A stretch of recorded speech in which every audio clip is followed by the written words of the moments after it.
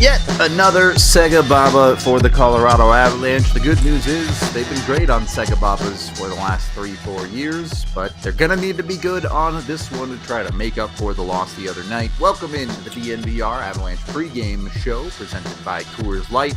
We got Big E and Rudo coming to you live. The Avs are taking on the Minnesota Wild. The Avs don't feel particularly healthy right now, but neither are the Wild, as a handful of key players for them also missing tonight, including leading that Kirill Kaprizov. Yeah, it's...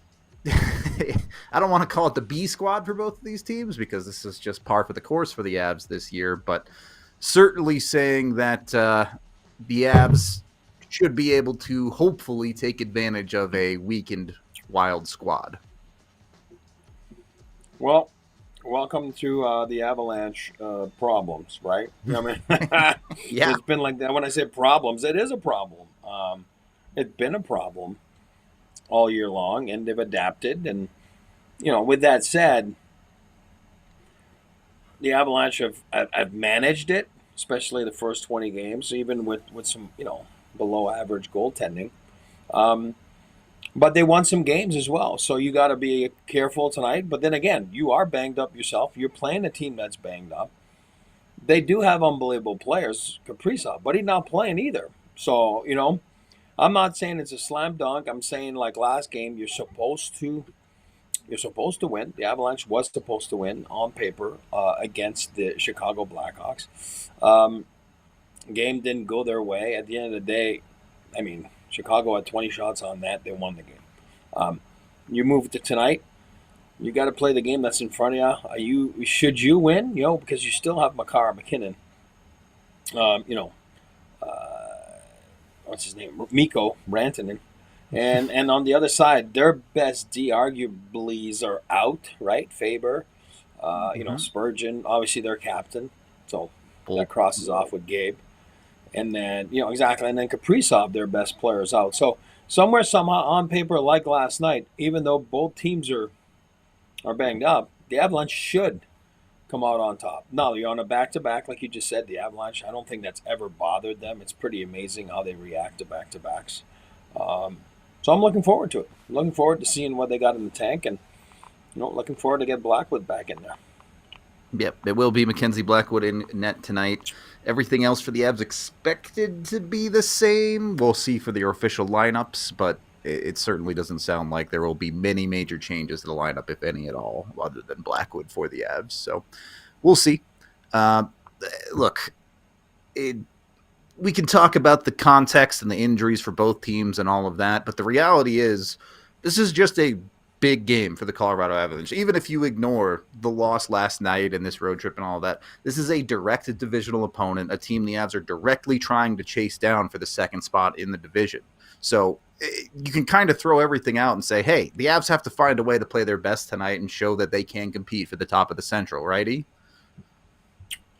100%. At the end of the year, you don't look and analyze each game and, whoa, what was wrong with that day? Was it a back-to-back? Everybody goes through it. I think you have the best example tonight, the Minnesota Wild. They're banged up. Things aren't going their way as far as injuries right now. So welcome to the injury bug, you know what I mean? And you're right. It is a big game.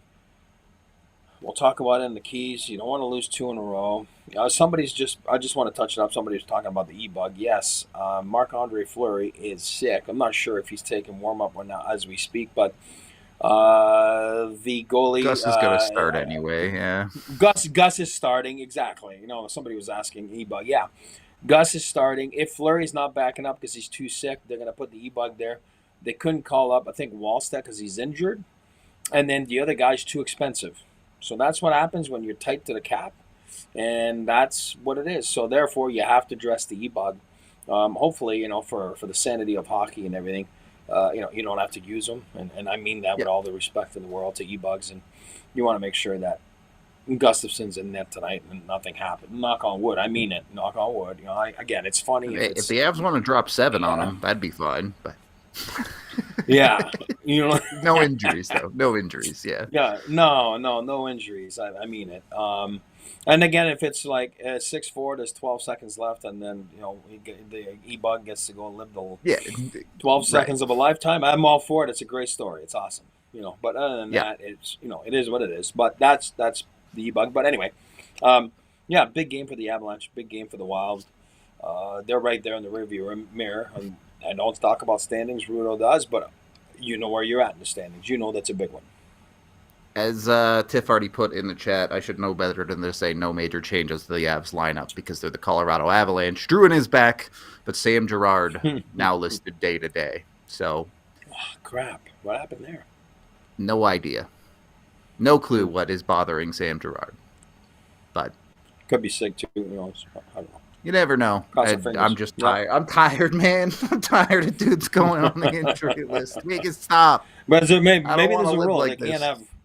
Maybe there's a rule. They can't have more than one French guy. So so Drew's back, and then Sammy gets out.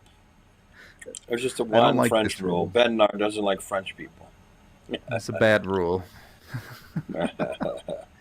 I'm kidding. Mechanically, not that big of a deal. You'll just see Calvin DeHaan stay in the lineup tonight, and Druin back in will mean they'll actually have 12 forwards instead of 11. So I like it. Not a huge deal. I don't like 11-7. Nah, does anybody? I know. I think it messes things up for sure, but is what it is. The Avs have the lineup that they have, and they got to go out and work with it. And I think the main part of that is the superstars, but I don't want to get into anything too deep before we hit your three keys. So let's see what the Avs have to do to win tonight, and then we'll talk about it. Yeah, again, very simple, very straightforward. Key number one, you got to compete. A little bit more in the dirty areas. You got to compete on the power play. We touched on it last night post game about the power play. Don't be so stubborn, and then just go back to basics and compete. Grease it up. Go to Sexy Pizza. You got to be hungrier around the net. Makar talked about it. Yeah, he goes, we had some chances, but maybe we didn't really, pounced on them. So compete. Beat the guy next to you. Last game, not bagging on Trent Miner, like what's his name? Mrazek competed, you know what I mean? And obviously it was busier than Trent, and right there you got to give the advantage to the Hawks yesterday, and that was a little bit of a difference there. So anyway, compete all the way from Blackwood to McKinnon. Number two, execute. That's the one I was talking about. Makar talked about. It's one thing to have chances, but it's another thing to bury them. He felt that they didn't really, bury their chances. They didn't bear down. And then, hence the 1-goal game. They got to be crispier in the neutral zone, creating a little bit more, and then, killer instinct. Roll up your sleeves and then execute and make sure that on a SEGABABA, you got to keep it simple, but you got to make the simple plays as well. You know what I mean? 2-foot pass, you make the 2-foot pass. You don't try to make the long home run pass and it's not there. Keep it simple. Execute the little details of the game, you'll be fine. Number 3. Playoff mentality. Don't lose 2 in a row. We talk about it all the time. You don't lose 2 in a row. You lost one last night in regulation. You didn't get a point. Tonight, again, on the road trip, this is the second game of 3 games. You lose this one, you've lost the road trip. So if you want to have a playoff mentality, this is a must-win game tonight for that playoff mentality 3-game road trip, right? So you win that one, you have the decisive game, next game there. Coming up. So you're playing the Wild 4 times in the next few weeks.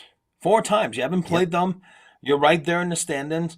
Let them know who you're there. Let them, like in the movie Slapshot, let them know you're there. Let them know you're there. You got to let them know where you're at, what you are about. You got to let them know that you're the leading scorer in the National Hockey League. You got to let them know that you're the leading candidate to win the Norris. And you got to let them know that in the last 10 games in the National Hockey League, you're the best goalie in the National Hockey League. Blackwood's the best goalie in the NHL in the last 10, 12 games. And that's a fact I'm talking about. Absolutely. So let them know you're there tonight. Let them know what you're all about. And you play them 4 times. So it's very important. I don't want to hear, they don't have this, they don't have that. I know the Avs don't have this, don't have that either. So at the end of the day, let's go play. And don't feel sorry about anybody. And just go and crank it up and compete. Eric, I want you to guess something for me. When is the last time Nathan McKinnon or Mikko Rantanen scored an even strength goal? Yikes. Really? You mean individually, or it doesn't matter, or was it Yes, on the same game? Is individual. that what you got? Okay. Either one individually. God, you got me. It's got to be a bit now. If you're saying that question, it can't be like, oh, 2 games ago, because you wouldn't ask that question. So, 7 games ago. That's just lucky 7. That's my guess. I did it by date, not number of games, so I'm not sure how many games ago I it got it right was. here. I'll tell you. Yeah, that's fine. What game was it? It was December 14th against Nashville. Oh my, that's 10. Oh my God, that's 11 games ago. 11, Wow. and this is I will say it's a little misleading. They've assisted on plenty of even strength goals. Lehkonen has scored 10 goals, games Jordan ago, has sorry. scored goals on that top Yeah. line. But Nathan MacKinnon and Mikko Rantanen have not scored an even strength goal in 10 games. They've scored on the power play. They've scored empty net goals, but they have not scored an empty net goal in almost a full month. You got to get better 5-on-5 production out of them. They have to be the guys that drive play and score goals for you. Both of these guys are 50 goal scorers in their careers. You need them to put the puck in the back of the net at 5-on-5. Did you dig, or did you invent that, or did you read that one, or did you just all of a sudden say, "When's the last time they scored?" And you went back and looked. Yep, Wow, what spurred that's it good was dig. I was like, Mikko Rantanen has like 3 goals in the last 4 games, but they're all empty netters, and so I was like, when's the last time he actually scored a 5-on-5 goal? And I kept going back and like, well, he scored here, but it was power play. Well, he scored here, but it was power play. Well, he scored here, but it was empty net. And then I did the same thing Wow. with MacKinnon. And so 0 5-on-5 goals in the last 10 games for the Babs' best 2 players. Again, the top line has scored some goals. MacKinnon and Rantanen have both set up some goals, both for other top line players and for Cale Makar and defensemen too. So it's a little bit misleading on their production is still fine at 5-on-5. They're just passing the puck and not actually scoring goals at 5-on-5. But that's at a certain point, they're your best players and they have to start putting the puck in the back of your net for you. And sure, 10 games, maybe you're not too worried about that long of a sample size. But in the last 3 games, the Avs have really struggled to score in general, and especially at 5-on-5. You need those guys to put the puck in the back of the net. It's that simple. The cream rises to the top. We talk about it all the time. I'm not worried about it, but yes, it's starting to get a little bit like, okay, maybe I am getting worried a little bit. You know what I mean? When you're talking about 10 games, that's 1/8 of the season. You know what I mean? That's a lot of games. So I think it's time to get back to basics. It's time to bear down, and it's time to go and work. And again, go back to my keys. Grease it up a little bit. Doesn't always have to be perfect. Let's go and rack up some 5-on-5 points here to make sure that we secure that victory tonight. You're right. It's a big part of the game tonight. Yep.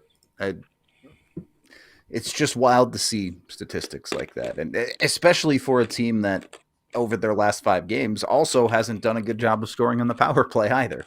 So you got to find a way to score somewhere. At some point, you have to do it.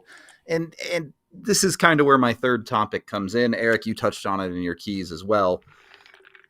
I'm not saying you physically have to go out and fight a guy, although if that's what gets you going, I'm all ears. I'm open to it. But you have to go in and do the hard work to get the results at 5-on-5. You cannot be the team that floats around and tries to outskill everybody. And some nights that'll work, sure. But for night in, night out consistency at even strength, you have to go out and outwork the other team. You just said it. Some nights when you're that talented and you're that used to each other, from the coaching staff to the core players of this team, yeah, it just goes and it's like butter, right? It's as smooth as butter, and it goes. But there's some nights that it just doesn't, and when it doesn't, you're right. The rule number 1 is you got to go and compete, and you got to all compete the guy next to you, and then you just got to make sure that you're doing the little things right. I talked about it yesterday, like the middle stat. Go back to his last goal. It's a tip from the slot there, beating the guy to the front. Making sure go to the hard, tough, dirty area. It's not easy to get in there. You're going to get whacked. You're going to get a little bit of a physical confrontation. Yeah, it's easy to score goals on the breakaway. You know what I mean? And it's fine on the 2-on-1, and then you one time it, and on the empty net, it's beautiful, it's nice, but you got to be able to manufacture some goals here. I think that's the key tonight. You got to manufacture some. You got to make sure you get back to rolling up your sleeves and getting to work. And as much as you're so talented compared to most, especially tonight when you're taking out Kaprizov, you're taking out Faber, you're taking out Spurgeon, guys that are, that have been their best players the last few years, those guys. I mean, maybe Sturgeon, you know, but he's their captain, you know what I mean? So Faber's probably their best D and Kaprizov's their best forward, but that doesn't mean that all of a sudden you got to go out there and try to make it a 3-on-1 and goals off the rush every time. You got to make sure you So get out there, you get dirty and go. It's a mentality that how you have right there. Well, I agree, but I do think you need the ability to switch up your mentality at times. I talked about this in my review of last game, and I'm Yes. curious to get your thoughts as a player because at the start of a game when the Avs are playing well, you look at the first period of that Blackhawks game. I don't really have a problem with the Avs' best players trying to outskill that team and trying to make great plays. But when you get later into that game, when you get into the third period of that game, and you have 30 shots on goal and only one of them has gone in, at what point do you have to be able to flip that switch, and how do you flip that switch to say, okay, let's put the cute stuff aside and just put our head down and go score a goal? Yeah, it's a great point, and I did read your piece, and I did look at your obviously your review. Um, what I'm trying to say is, at some point, skill guys, top end guys, best players in the league, they obey and they operate under different sets of rules. I don't Sure. I don't want to hear coaches. It's all good, and it's normal. I'm not fighting that. It's normal. They're better. They're better than you. They're better than me. They can make plays under pressure. They can play, they can make plays out of nothing. And you should let them have their reign. But if you're a fourth line guy and you're Kivy or whatever, and you're trying that type of stuff, and you haven't scored a goal in a month, like, buddy, yeah, that's not going to keep you in the lineup. Yeah, But it's true. if you're Miko, if you're Mac, they're the best. Last I checked, they're the top of the league in scoring. They must do stuff right. They do. But yeah, is it 82 games a year that they do? No. And then when they're not, that's when all of a sudden you're like, all right, maybe I should go back to, everybody's rules just for now, for a period. Let's just go back to everybody's rules, which is perform the right plays, get it deep if it's not there, go outwork the guy in the corner, create something from behind the net, manufacture a scoring chance with a guy popping up. You just got to go back to basics and be like everybody else. Now you get your mojo back, you get your rhythm back. I got no problem. I got no problem after that. You go back to being skilled and unbelievable, and you drop one or you make 2 turnovers. So what? You created 20 chances. I'm not worried about those 2. It's when you create 0 and you turn 2 pucks over. It's like, that's not good. You know what I mean? So I think all of a sudden you just got to get back to basics. You got to get back to being normal. Once you get the mojo back, then you go back to who you are. And I always say those guys are artists. I get it. But sometimes you have to just hit the reset button and go back to basics just for a period if you have to. And then you get your mojo back. Then you get back to what you are, which is an elite player in the NHL. I know Chet is once again talking about Casey Middlestat and some of his struggles. I get it, but I also don't get it right now. If you look over the last 3 games, Casey Middlestat has as many points as Nathan MacKinnon does. So, last 4 games, my bad. You have to go back to Middlestat actually scoring. But the idea that Middlestat at this moment, he's just not the guy to be complaining about to me. I'm not saying he's been good enough. Obviously, he had that long stretch where he was struggling to produce, but he has a handful of points in his last 5-6 games. And there are just as many issues with the last handful of games production out of your top guys, out of your depth guys.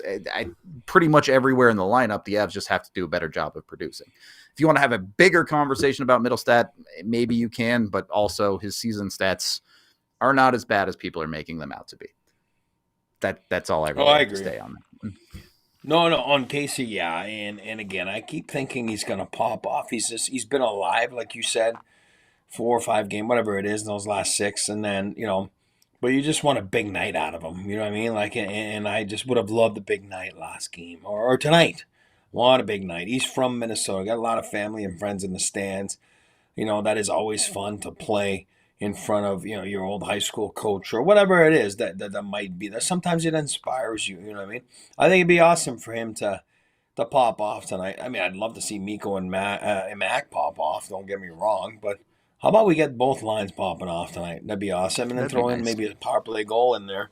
At least, go 1 for 3 on the power play, feeling good about it.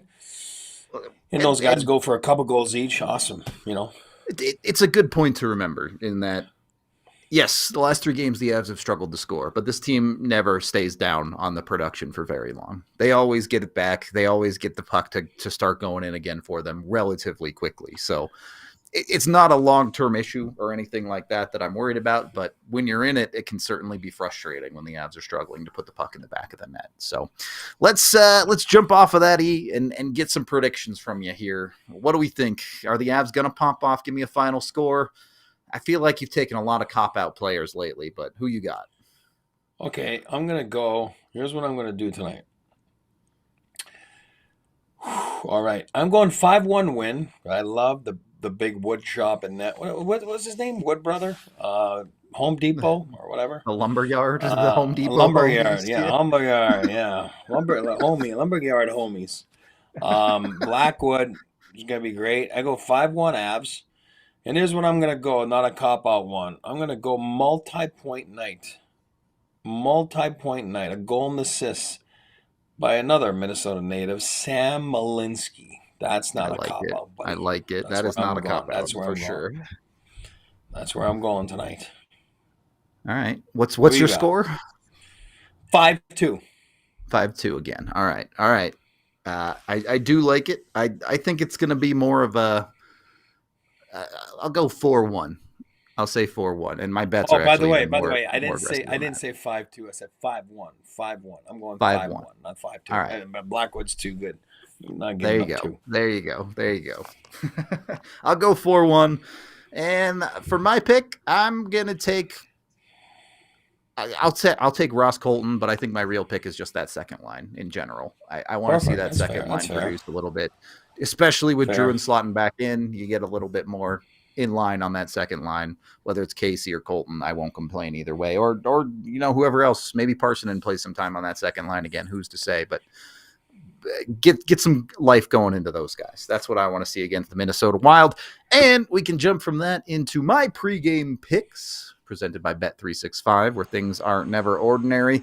I know I said 4-1. I know he said 5-1, but on my pregame picks, I actually took Mackenzie Blackwood to get a shutout at plus 900. So being even more aggressive with my money a little bit. Turns out, it doesn't matter how many goals you score if you give up 0. All you have to do is score 1 and you'll win the game at that point. So it would help the Avs if they struggle to score again. But I also took the Avs to win the first period. Play from ahead is, I know the Avs have failed to capitalize on a couple of leads lately, but it's just so much easier in life to play from ahead, especially if you're struggling to put pucks in the back of the net. And then I did take that Ross Colton point, which is pretty good money for just a point. So even if he picks up an assist, that one will hit for you. You got options when it comes to Bet365. Go jump on them. Lots of boosted bets for Miko and Mac tonight. So if you want to get in on some of that superstar action, you can do it with Bet365. Of course, when you do gamble with Bet365, you must be 21 or older, physically located in Colorado. And if you or someone that you know has a gambling problem, call or text 1-800-GAMBLER today. Final thoughts here, kind of, as we do have the official lineup, more or less as we expected, with Druin drawing back in. You do have Middlestat drop to 3C, but don't take that very seriously. They'll swap him and Parsonen pretty quickly, as they always do with these lineups. Things that start the game rarely are how they end the game when it comes to the Avs' bottom 9, if we're being honest. And then the defensive lineup, you do see DeHaan drawing in for Gerard, and that's the only change. Yeah. So. Yeah, I mean, that's still a good lineup. That's a lineup. That's a winning lineup right there. So I feel pretty good about it. I feel good where the Avs are going to respond. I do believe they've been responding lately. Hence their record, the last dozen games. And again, SEGABABA, I'm not scared of it. I do believe that these guys are good on the SEGABABA. Obviously, the next one will be a 3-4. I tell you guys all the time, I hate the 3-4 more than I hate the SEGABABA. So I feel good tonight. I feel good about my prediction. I feel good about what we're going to see here in just about 5-6 minutes there for puck drop. Maybe more like 10, but is it? Look, what time is it? I'm sorry. Yeah, wrong time. Yeah. Mac, I will say Mac and Mikko did play 27 minutes a piece last night, rather. So that is a lot of mileage. It would make the Avs' life easier if they could roll 4 lines a little bit tonight and get a little bit more out of their depth. Not that the Avs' best players are absolutely capable of doing that, coming out and doing it again tonight and popping off. So however you get it, you'll take it. It is an important game. It is a bit of a big game. You want to set off this stretch against Minnesota on the right foot here, and you have an opportunity to take advantage of them being as injured as you are. So I hope the Avs can go out and get it. We are going to keep this pregame show a little bit shorter here because I have to go set up my watch-along setup for tonight. I'll have one coming from here this time. We'll see how it works, and hopefully it's a good one. But please join us for the game. Come watch along with me, or at very least join us post-game where you can listen to us break everything down, good, bad, or ugly for the Avs. So we appreciate all y'all hanging out. This has been the DNVR Avalanche pregame show presented by Coors Light. We all silly like the mayor.